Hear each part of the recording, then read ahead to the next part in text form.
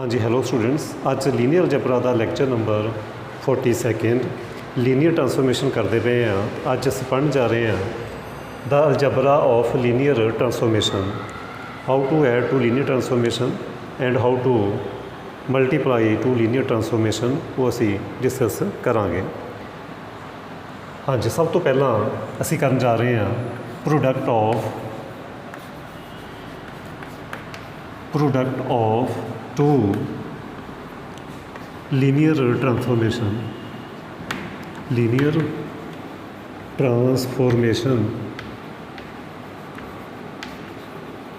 ये असी डेफिनेशन समझांगे कि प्रोडक्ट किस तरीके करनी, की कंडीशन है कि वो प्रोडक्ट डिफाइंड भी है या नहीं है, वो सब कुछ असी डिस्कस करांगे। सो बड़े ही ध्यान दे नाल समझियो।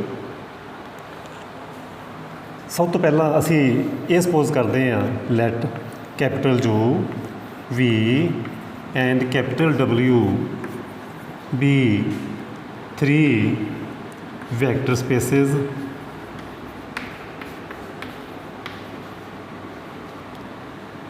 Spaces over same field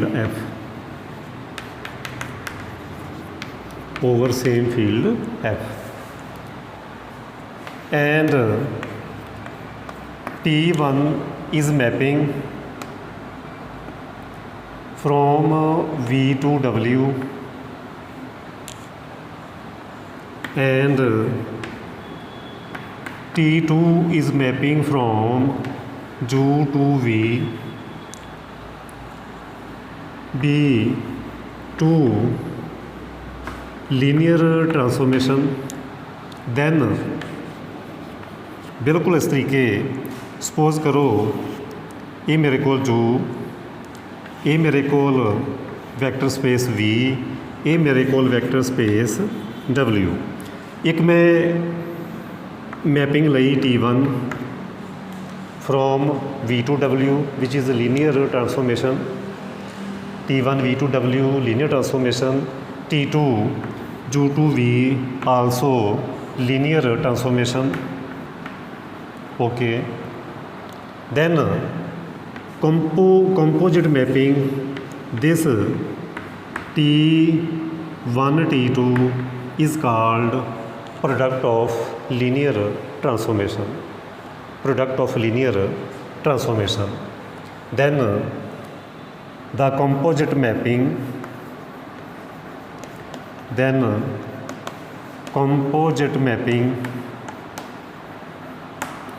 T1 T2 from U to W is called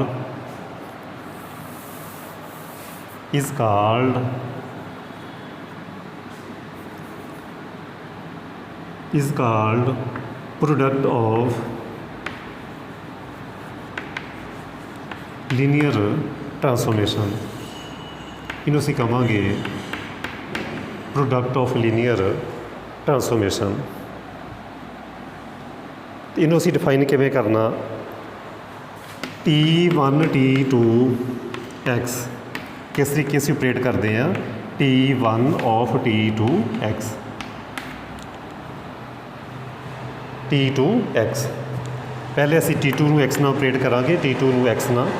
suppose करो for all X belongs to U, from all X belongs to U तुसीं इहदे च कोई X एलीमेंट लाओगे, T2 ਉਹਦੀ कोई मैपिंग लाओगे, TX ਇੱਥੇ पहुँच जाएगा, कोई कोरसपोंडिंग एलीमेंट मिल जाएगा ਤੁਹਾਨੂੰ TX। दैन तुसीं T1 मैपिंग अप्लाई करोगे। सपोज करो ये ਤੁਹਾਡੇ कोल Y है तो ਤੁਹਾਡੇ कोल ਇੱਥੇ ਤੁਹਾਡੇ कोल T1 Y मिल जाएगा इस तरीके। सो दैन जी कंपोजिट मैपिंग है T1 T2 जिन्हों असी इस तरीके ऑपरेट करना, इन्हों असी कहांगे प्रोडक्ट ऑफ लीनियर ट्रांसफॉर्मेशन। मैं फिर एक बार रिपीट कर देवां, सपोज करो तुहाडे कोल 3 there are 3 vector spaces, T1 mapping from V to W, T2 mapping from U to V, then mapping T1 T2 composite mapping from U to W is called product of linear transformation T1 from V to W, T2 U to V, then U to W, then U to W product ਜਿਹੜੀ ਆ ਉਹਨੂੰ ਅਸੀਂ ਕਹਾਂਗੇ product of linear transformation। ਹੁਣ ਇੱਕ ਚੀਜ਼ ਅਸੀਂ discuss ਕਰਾਂਗੇ ਉਹ ਕੀ ਕਿ ਇਹ ਪ੍ਰੋਡਕਟ ਕਦੋਂ ਡਿਫਾਈਨਡ ਆ। ਇਹ ਗੱਲ ਬੜੇ ਧਿਆਨ ਨਾਲ ਸਮਝਣਾ। T1 T2 defined when defined कदों डिफाइंड आ की कंडीशन आ range of T must be contained in domain of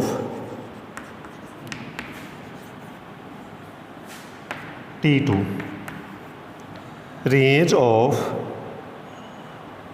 T2 range of T2 contained in domain of T1 ये condition है जे if range of T2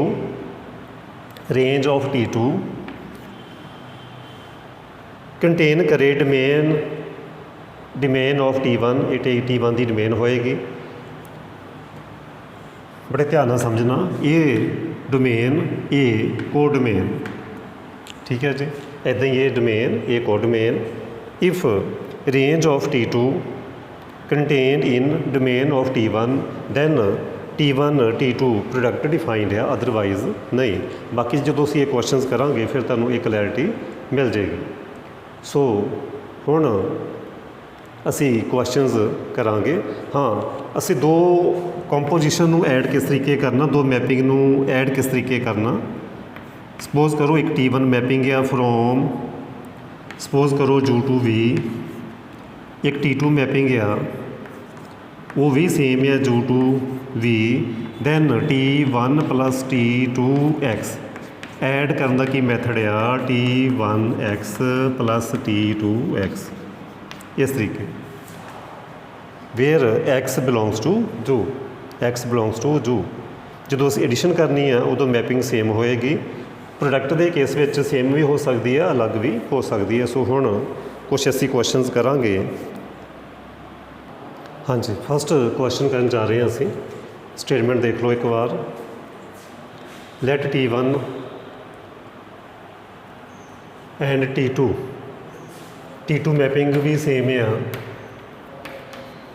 R³ to R² B2 linear transformation T1 XYZ defined as 3x, y plus z and T2 mapping 2x minus 3zy। then calculate करना सी T1 plus T2 5T1 4T1 minus 5T2 T1 T2 and T2 T1 ये असीं calculate करांगे। हाँ जी solution की करना असी light देखो साढ़े को की है दोबारा लिख लाँगे असी T1 mapping from R³ to R² defined by T1 XYZ is equal to 3x y plus z and T2 also mapping from R³ to R² defined by T2 XYZ 2x minus 3zy। हुण करना की असी T1 plus T2 calculate करांगे। ਉਹਦੇ ਲਈ ਕੀ करना असी पहला स्टैप की है late XYZ belongs to R³ चो एलीमेंट लाओगे XYZ टाइप का होएगा सच दैट असी T1 प्लस T2 नू ऑपरेट करांगे XYZ दे नाल। देखो जदों भी असी दो ट्रांसफॉर्मेशन ऐड करनियां वो मैपिंग सेम ही होनी चाहिए उन्होंने। जे इधर R³ का एलीमेंट आ तो उधर भी R³ का एलीमेंट ही होना चाहिए। मैपिंग सेम होनी चाहिए इन केस ऑफ जो असी ऐड करना उस केस में ट्रांसफॉर्मेशन सेम होनी चाहिए। ये भी R cube to R square, ये भी R cube to R square. So इनू असी एक्स वाई जेड नाल ऑपरेट किया तो की होएगा, ये फरदर की होएगा जे असी प्रॉपर्टी यूज़ करिए T1 x Y z is equal to T2 x Y z. Because देखो जे साडे कोल T1 T2 की समझौता होया लीनियर ट्रांसफॉर्मेशन तो then T1 plus 2 also linear transformation. जो लीनियर ट्रांसफॉर्मेशन है तो उन्होंने असीं इस तरीके लिख सकते हैं। प्रॉपर्टी सी साडे कोल प्रॉपर्टी सी वो असी प्रॉपर्टी यूज़ की T1 प्लस T2 जू T1 जू प्लस T2 जू वो असी प्रॉपर्टी यूज़ की। Then T1 x Y z की वैल्यू पुट कर दोगे की है वैल्यू साडे कोल 3x y plus Z. T2 की वैल्यू पुट कर दोगे 2x minus 3z coma Y. जो भी असी दो ट्रांसफॉर्मेशन ऐड करनियाँ उन्हों की मैपिंग सेम चाहिए है।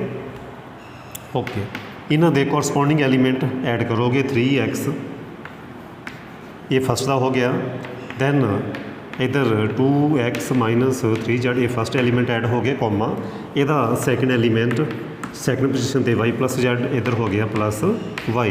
सिंपलीफाई करोगे वो आ गया 5x minus 3z and 2y plus z. So ये साडे कोल T1 plus T2 x Y z की वैल्यू आ चुकी।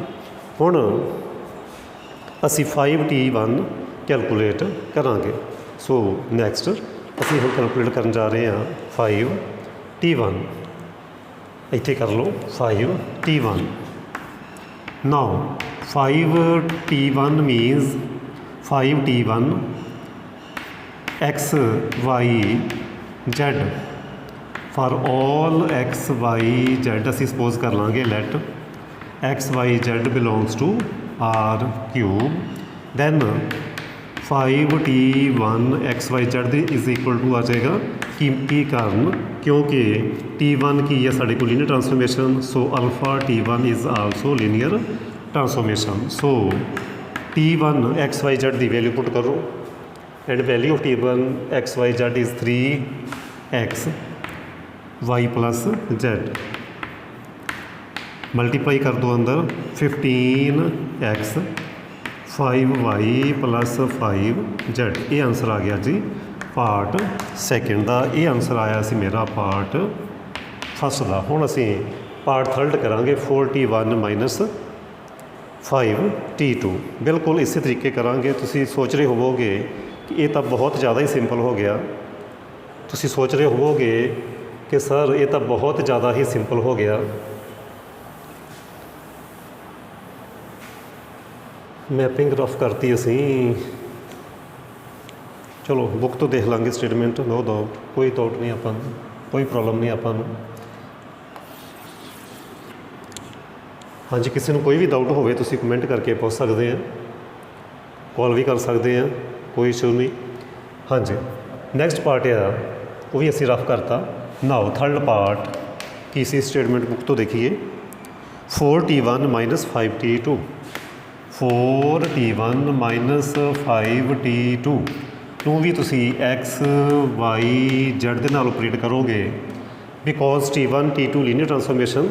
सो 4T1 minus 5T2 is also linear transformation.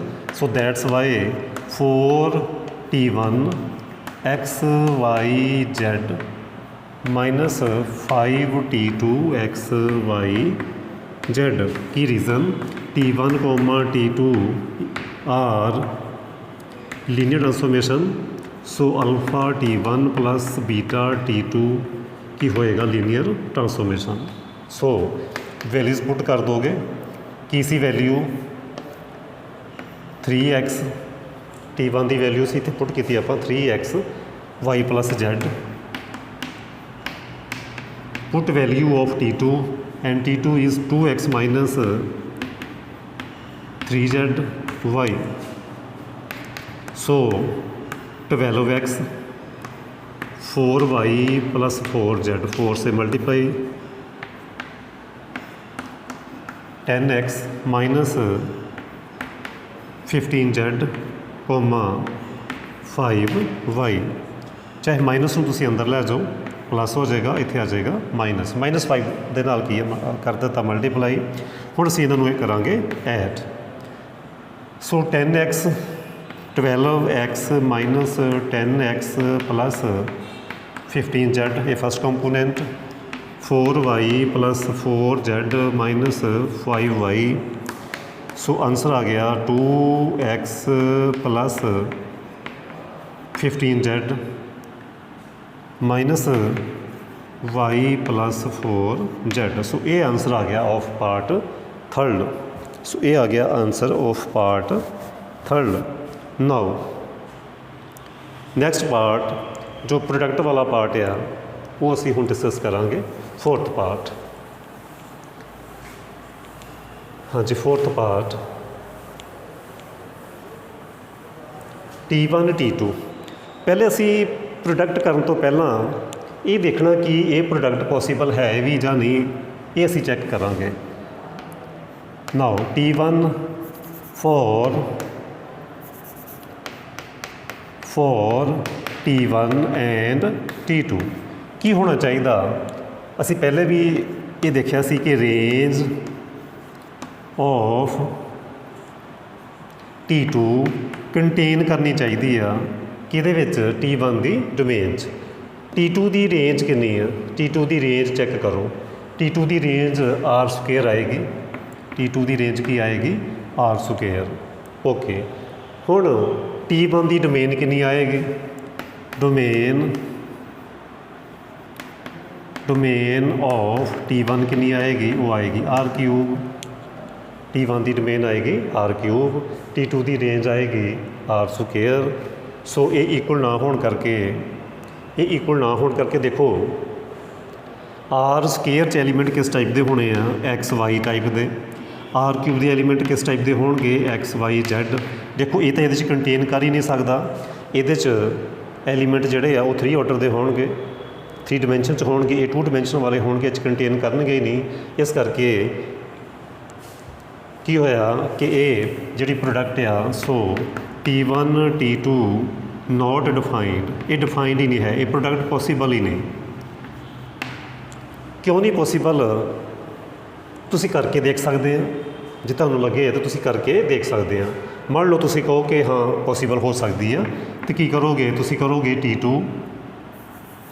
T1 T2 करके देखो, तुसी T2 XYZ करके करने की कोशिश करके देखते हैं कि पता हो ही जाए। ओके, T2 की वैल्यू पुट कर दो। T2 की वैल्यू है मेरे को 2x minus 3z coma y। Okay, हुण बड़े ही ध्यान समझना T1 तो T1 XY बड़े ध्यान समझना। साढ़े को जो T1 मैपिंग सी ना वो सी, मैं दोबारा लिख लवां इत्थे, मैं रफ कर दिता ही। T1 की वैल्यू सी मेरे को 3xy plus z।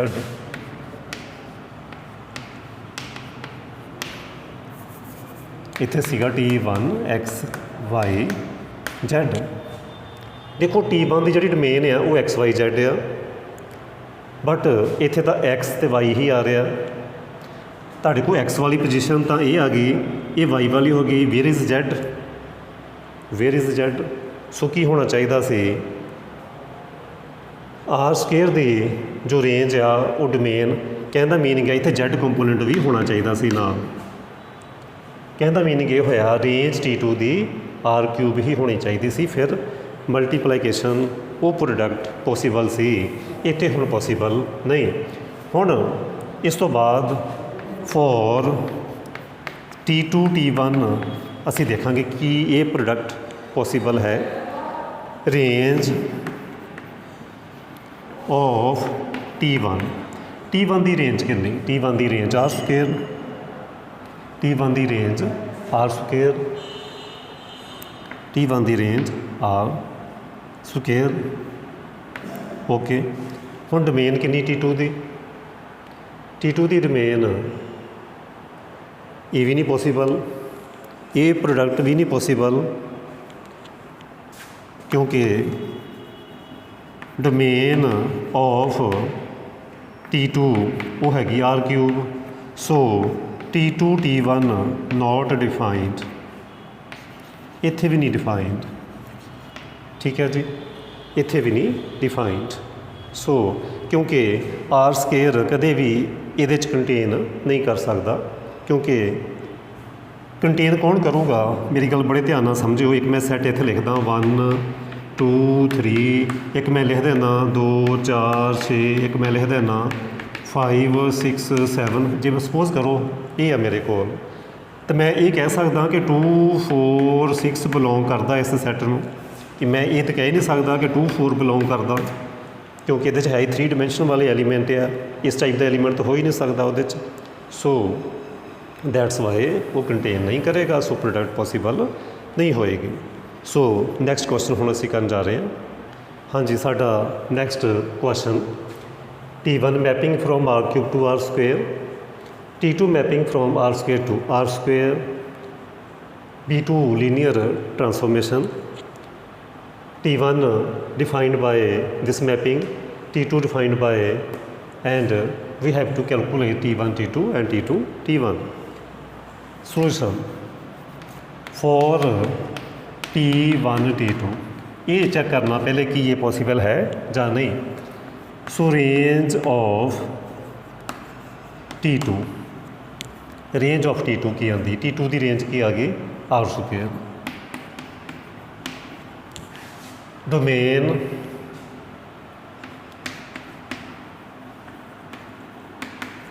Of T1 कितनी आ गई R क्यूब। नहीं इक्वल आए, नहीं इक्वल आए, क्योंकि R स्क्वेयर कदे भी R क्यूब का सबसैट नहीं होंदा। जे इत्थे R क्यूब आ जाता, इत्थे भी R क्यूब आ जाता, इक्वल आ जाते, उस केस में असीं ये कहते कि ये प्रोडक्ट पॉसीबल आ। इस केस में T2 T1 T2 not defined, not defined. Now for T2 T1, range of T1 की रेंज कितनी आ गई R square, which is same as domain of T2। देखो T2 की डोमेन तो T1 की रेंज सेम है, ये सेम होने चाहिए। Range of T1 R square, domain of T2 same आ गए। So T2 T1 is well defined, कहने का मीनिंग ये होया कि प्रोडक्ट पॉसीबल आ। सो हुण असी ये प्रोडक्ट जिहड़ी आ वो ईजीली कर सकते हैं। किस तरीके करोगे, तुसी इस R स्क्वायर चो कोई एलीमेंट लाओगे, R क्यूब चो एलीमेंट लाओगे, तुसी R क्यूब चो पहले एलीमेंट लाओगे, X Y Z ना ऑपरेट करोगे, एलीमेंट आप इत्थों लवांगे X Y Z, okay, which is further is equal to T2 T1 XYZ। T1 XYZ की वैल्यू पुट कर दोगे, की आ गई value T1 XYZ 3x, 4y minus Z। उम्मीद करदा कि समझ आई ही गई होएगी। मैं फिर रिपीट करा, ये प्रोडक्ट पॉसीबल आ। सो XYZ के नाल ऑपरेट करोगे,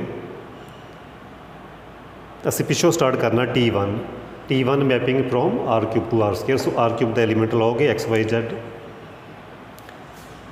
सो जो असी डेफिनेशन पढ़ी है कि T1 XYZ, पहले असी T1 XYZ ना ऑपरेशन लगावांगे, T1 XYZ की वैल्यू पुट कर दोगे, डायरैक्ट वैल्यू पुट कर दी। हुण T2 वाली असी मैपिंग अपलाई करनी है, वो किस तरीके करनी है, बड़े ध्यान नाल समझना। ये देखो की मैपिंग है, T2 XY आ, उस केस में की होना, फस्ट कंपोनेंट है जो उहदे नाल लग जाना minus, second as it is. First component दे नाल माइनस लगनी तो second as it is. So T2 की मैपिंग इस तरीके लैनी ਸੋ ਆਨਸਰ ਕੀ ਆ ਗਿਆ, ਫਸਟ ਕੰਪੋਨੈਂਟ ਦੇ ਨਾਲ minus second as it is. So ਇਹ ਆ ਗਿਆ ਆਨਸਰ। ਇਸ ਤਰੀਕੇ ਅਸੀਂ ਜਿਹੜਾ ਉਹ ਟ੍ਰਾਂਸਫੋਰਮੇਸ਼ਨ ਲੈਣੀ ਸੀ। ਸੋ ਉਹ ਇਹ ਸਾਡਾ ਆ ਗਿਆ ਆਨਸਰ। ਹੋਰ ਕੁਐਸਚਨ ਕਰਦੇ ਆ, ਫਿਰ ਜ਼ਿਆਦਾ ਕਲੈਰਿਟੀ ਹੋਏਗੀ। ਫੋਰਥ ਕੁਐਸਚਨ ਕਰਦੇ ਆ। ਹਾਂਜੀ, ਸਾਡਾ next question T1 mapping, T2, T3, T3, all three mapping are R cube to R square linear transformation. T1 defined by this, T2 defined by this, T3 defined by this. Sorry, T1 defined by this, T2 defined by this, and T3 defined by this. And we have to calculate a part T3 T1 and T3 T2. So ਸਭ ਤੋਂ ਪਹਿਲਾਂ ਇਹ ਅਸੀਂ product ਕਰਨ ਦੀ ਕੋਸ਼ਿਸ਼ ਕਰੀਏ for T3 T1. Range of T1 is what? T1 the range ਕਿੰਨੀ? R square. Okay. T3 ਦੀ ਡੋਮੇਨ ਕਿੰਨੀ? T3 ਦੀ ਡੋਮੇਨ ਕਿੰਨੀ? Domain of T3 R cube, which implies T3 T1 not defined. ਇਹ ਪ੍ਰੋਡਕਟ ਨਹੀਂ ਹੋ ਸਕਦੀ, ਇਹ ਪ੍ਰੋਡਕਟ not possible ਨਹੀਂ ਹੋ ਸਕਦੀ। then T3 T2 ਵੀ ਤੁਸੀਂ ਖੁਦ ਸ਼ੋ ਕਰ ਦੋਗੇ not defined। ਇਹ ਪ੍ਰੋਡਕਟ ਵੀ ਪੋਸੀਬਲ ਨਹੀਂ ਹੈ, ਇਹ ਪੋਸੀਬਲ ਨਹੀਂ ਹੋ ਸਕਦੀ। T3 T1 ਥੋੜ੍ਹੀ ਮੈਪਿੰਗ 'ਚ ਮਿਸਪ੍ਰਿੰਟ ਆ ਬੁੱਕ ਵਿੱਚ। T3 ਮੈਪਿੰਗ ਥੋੜ੍ਹੀ ਗਲਤ ਆ, R square to R square ਆ, ਵੈਸੇ ਆਨਸਰ ਨਹੀਂ ਮਿਲਣਾ। T3 mapping R square to R square ਆ। ਸੋ ਡੋਮੇਨ ਆਫ T3 ਇਹ ਪ੍ਰੋਡਕਟ ਪੋਸੀਬਲ ਆ। ਸੋ ਸਟੇਟਮੈਂਟ ਠੀਕ ਨਹੀਂ ਸੀ। So range of T1 R square. Okay. Domain which is equal to domain of T3। T3 ਦੀ domain ਕੀ ਆ? R square. ਸੋ ਇਹ ਤਾਂ ਇਕੁਅਲੀ ਹੈ। ਸੋ T3 T1 ਇਜ਼ ਡਿਫਾਈਨਡ, ਕਹਿਣ ਦਾ ਮੀਨਿੰਗ ਆ ਪ੍ਰੋਡਕਟ ਪੋਸੀਬਲ ਆ। ਸੋ T3 T1 ਨੂੰ ਅਸੀਂ ਆਪਰੇਟ ਕਰਾਂਗੇ X Y Z ਦੇ ਨਾਲ, which is further is equal to T3 T1 X Y Z by definition। T3 T1 XYZ, T3 T1 XYZ, and put value of T1 XYZ which is Y, X plus Z। ਹੁਣ T3 mapping ਨੂੰ ਬੜੇ ਹੀ ਧਿਆਨ ਨਾਲ ਦੇਖਣਾ ਕਿ ਕੀਤਾ ਕੀ ਆ ਅਸੀਂ। T3 ਮੈਪਿੰਗ ਨੂੰ ਬਹੁਤ ਹੀ ਧਿਆਨ ਨਾਲ ਦੇਖਿਓ। ਜੋ ਫਸਟ ਪੋਜੀਸ਼ਨ ਆ ਉਹ ਡਬਲ ਹੋ ਕੇ ਸੈਕਿੰਡ ਪੋਜੀਸ਼ਨ 'ਤੇ ਚਲੇ ਗਿਆ। ਸੈਕਿੰਡ ਪੋਜੀਸ਼ਨ ਹੈ ਜੋ ਫਸਟ 'ਤੇ ਆ ਗਈ, ਜਾਂ ਇੱਦਾਂ ਕਹਿ ਲਓ ਇਹ ਸਾਡੇ ਕੋਲ X ਆ, ਇਹ ਸਾਡੇ ਕੋਲ Y ਹੈ। ਆਨਸਰ ਕੀ ਆਉਣਾ T3 ਮੈਪਿੰਗ ਦਾ? ਕੀ ਆਨਸਰ ਆਉਣਾ ਸਾਡੇ ਕੋਲ? ਕੀ ਆਨਸਰ ਆਉਣਾ? Y means X plus Z। ਇਹ ਸਾਡਾ ਕੀ ਆ? Y, X plus Z Y। 2X ਕਹਿਣ ਦਾ ਮੀਨਿੰਗ ਫਸਟ ਦਾ ਡਬਲ, ਇਹ X ਦਾ ਡਬਲ, ਕਹਿਣ ਦਾ ਮੀਨਿੰਗ 2Y। ਇਹ ਸੀ ਸਾਡੀ ਮੈਪਿੰਗ। ਬੜੇ ਹੀ ਧਿਆਨ ਨਾਲ ਸਮਝਿਓ। ਜੋ ਪਿੱਛੇ ਵਾਲਾ ਐਲੀਮੈਂਟ ਆ ਉਹ ਫਸਟ ਪੋਜੀਸ਼ਨ 'ਤੇ, ਜੋ ਫਸਟ ਪੋਜੀਸ਼ਨ 'ਤੇ ਆ ਉਹਦਾ ਡਬਲ ਕਰਕੇ ਉਹ ਸੈਕਿੰਡ ਪੋਜੀਸ਼ਨ 'ਤੇ ਲਾ ਰਹੇ ਆ। ਇਹ ਸਾਡਾ ਆਨਸਰ ਆ ਗਿਆ ਇਹ ਮੈਪਿੰਗ ਦੇ ਹਿਸਾਬ ਨਾਲ ਬਾਏ T3 ਮੈਪਿੰਗ। ਸੋ ਇਹ ਆ ਗਿਆ ਸਾਡਾ ਆਨਸਰ। ਇਹਦਾ ਆਨਸਰ ਆਇਆ T3 T1 ਦਾ। ਇਸੇ ਤਰੀਕੇ ਹੁਣ ਅਸੀਂ ਦੇਖਦੇ ਹਾਂ ਕਿ T3 T2 ਵੀ ਪੋਸੀਬਲ ਆ। For T3 T2 range of T2 is what? range of T2 R square is equal to domain of T3 and domain of T3 is R square. So equal होने करके so T3 T2 is also well defined. So T3 T2 x y z ਨੂੰ किस तरीके से करना. So T3 put value of T2 x y z T2 x y z the value ਪੁੱਟ ਕਰ ਦੋਗੇ as it is 2x x minus y. ਹੁਣ ਫਿਰ ਅਸੀਂ T3 ਮੈਪਿੰਗ ਅਪਲਾਈ ਕਰਨੀ ਹੈ. T3 ਮੈਪਿੰਗ ਕਿਸ ਤਰੀਕੇ ਅਪਲਾਈ ਕਰਨੀ. ਇਹ ਸਾਡਾ x ਕੰਪੋਨੈਂਟ ਆ, ਇਹ ਸਾਡਾ y ਕੰਪੋਨੈਂਟ ਆ. ਸੋ ਫਸਟ ਪੋਜੀਸ਼ਨ 'ਤੇ ਕੀ ਆਉਂਦਾ y ਕੰਪੋਨੈਂਟ, ਕਹਿਣ ਦਾ ਮੀਨਿੰਗ x ਮਾਈਨਸ y. ਇਹ ਸਾਡਾ x, ਇਹ ਸਾਡਾ y. ਓਕੇ, ਇਹ ਹੋ ਗਿਆ x ਮਾਈਨਸ y. ਫਸਟ ਦਾ ਡਬਲ ਸੈਕਿੰਡ ਪੋਜੀਸ਼ਨ 'ਤੇ. ਸੋ ਸਾਡਾ ਫਸਟ ਦਾ ਡਬਲ ਕੀ ਆ ਜਾਏਗਾ 2 into 2x. ਸੋ ਆਨਸਰ ਆ ਗਿਆ x ਮਾਈਨਸ y, 4x. ਸੋ ਇਸ ਤਰੀਕੇ ਪ੍ਰੋਡਕਟ ਕੀਤੀ. ਇਹ ਸੀ ਪਾਰਟ A. ਹੁਣ ਅਸੀਂ T1 T2 ਜੇ ਪੋਸੀਬਲ ਹੋਇਆ ਉਹਦੀ ਵੀ ਜਿਹੜੀ ਪ੍ਰੋਡਕਟ ਆ ਉਹ ਕਰਾਂਗੇ. B ਪਾਰਟ ਹੁਣ ਅਸੀਂ B ਪਾਰਟ ਕਰਨ ਜਾ ਰਹੇ ਹਾਂ ਕਿ ਦੇਖਦੇ ਹਾਂ ਕਿ ਇਹ ਪ੍ਰੋਡਕਟ ਪੋਸੀਬਲ ਹੈ ਜਾਂ ਨਹੀਂ ਹੈ. Now part B for T1 T2 domain range of T2 ਦੀ ਰੇਂਜ ਕੀ ਆ ਰਹੀ ਹੈ R square not is equal to domain of T1. Domain of T1 is R cube which is R cube. So T1 T2 not defined. ਇਹਦੇ ਤੁਸੀਂ show ਕਰਦੇ ਹੋ you can show T2 T3 not defined. Now part third देखो. part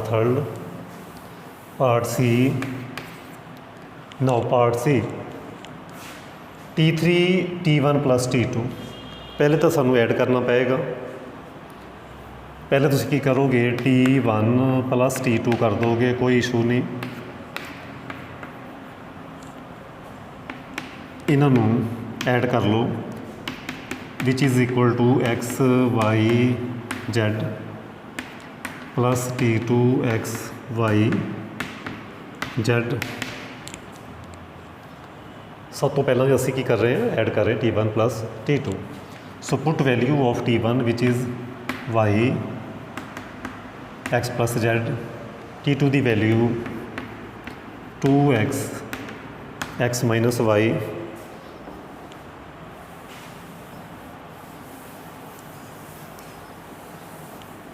ਇਹ ਸਾਡੀ statement ਹੈ. ਇੱਥੋਂ ਤੱਕ ਐਡ ਕਰੋਗੇ 2x plus y. ਇਹ ਐਡ ਕਰੋਗੇ 2x minus y plus z. ਸੋ ਇਹ ਆ ਗਿਆ ਸਾਡੇ ਕੋਲ T1 plus T2 x y z.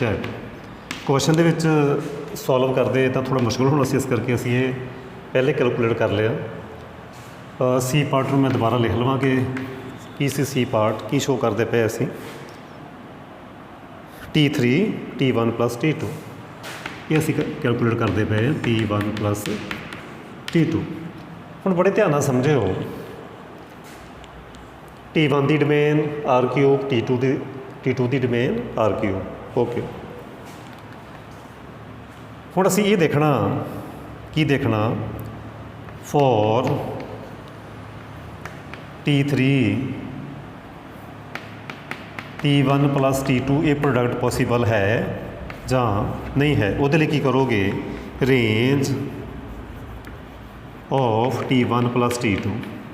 T1 plus T2 की रेंज की है, जो T1 की रेंज है वो भी आर स्क्वेयर, T2 की रेंज की है R square, so R square आ जाएगी रेंज। ओके, क्योंकि जो एडिशन करते हैं वो सेम मैपिंग तो ही असी ऐड करते हैं। तो डोमेन ऑफ आर क्यूब की डोमेन की है, आर क्यूब की domain is also R square. Domain of T3 की वो भी की आ गई are square. So T3 T1 plus T2 की हो गया well defined.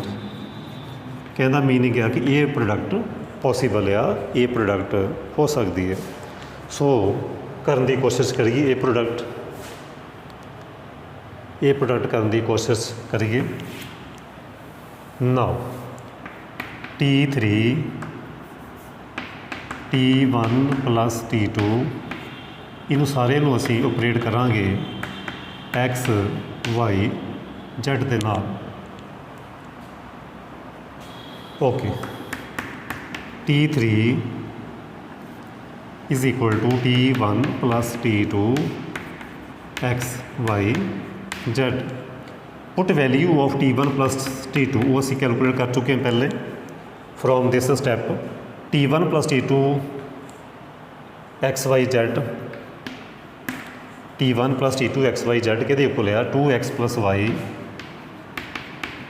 Okay, 2x minus y plus z. हुण असी T3 मैपिंग यूज़ करांगे। ये मेरा हो गया x, ये मेरा हो गया y। T3 मैपिंग यूज़ करनी एक्स वाई, ये असी यूज़ कर रहे हैं, बड़े ध्यान नाल समझना। ए एक्स ए वाई, देखो हो की रहा। T3 मैपिंग किस तरीके यूज़ करनी है, जो वाई कंपोनेंट आ वो फस्ट पोजीशन पर आना, मेरा वाई कंपोनेंट ए वाला वो आ जाएगा फस्ट पोजीशन पे। ओके, तो सैकेंड पोजीशन पर की आना फस्ट का डबल, तो फस्ट का डबल करके सैकेंड पोजीशन पर लिख दोगे 2x प्लस वाई। सो ये आ गई साड़ी T3 की mapping. So 2x minus y plus z 4x plus 2y। So ये साडा आंसर आया, कि आंसर आया T3 T1 T3 T2। हुण ये शो करना अगले पार्ट दे विच कि इन्हां दा सम करन ते आंसर इन्ना ही आंदा। नाउ अगेन हुण असीं कैलकुलेट करांगे T3 T1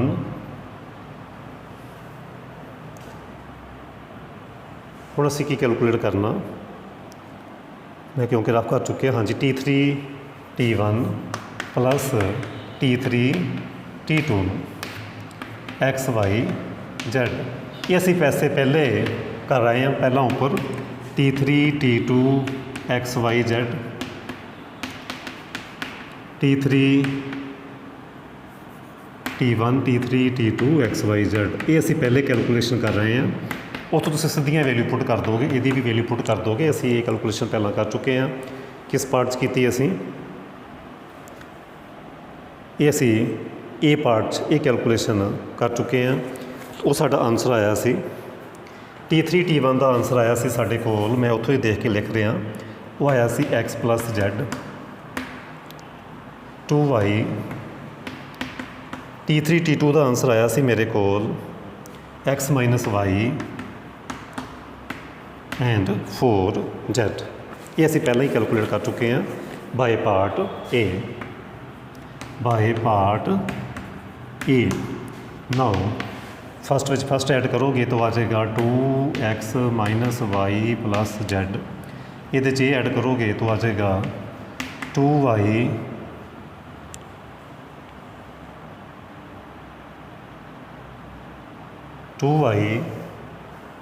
plus 4z। 2x minus y plus z 2y plus 4z। हाँ जी, एक मिसटेक सी इत्थे 2z सी, ਇਹ ਤੁਸੀਂ ਦੇਖ ਲੈਣਾ ਪਿੱਛੇ ਹੋਰ ਵੀ ਕਿਤੇ ਗਲਤੀ ਲੱਗੀ ਹੈ। ਜਦੋਂ ਅਸੀਂ T1 + T2 ਐਡ ਕੀਤਾ ਸੀ ਨਾ, ਫਿਰ ਇੱਥੇ ਆਉਣਾ ਸੀ ਸਾਡੇ ਕੋਲ 2Z + y। ਹੋ ਸਕਦਾ ਪਿੱਛੇ ਵੀ ਕਿਤੇ ਗਲਤੀ ਹੋਈ, ਉਹ ਤੁਸੀਂ ਦੇਖ ਲੈਣਾ, ਕਿਉਂਕਿ ਆ ਮੈਪਿੰਗ ਗਲਤ ਲਿਖ ਹੋ ਗਈ ਸੀ ਸਾਡੇ ਕੋਲ। T2 ਸੀ 2Z, x - y। ਸੋ ਇੱਥੇ ਵੀ Z ਆਉਣਾ ਸੀ, ਥੋੜ੍ਹੀ ਜਿਹੀ ਮਿਸਟੇਕ ਸੀ। ਇੱਥੇ ਫਿਰ 4Z ਆ ਗਿਆ, ਸੋ ਇੱਥੇ ਵੀ 4Z ਆ।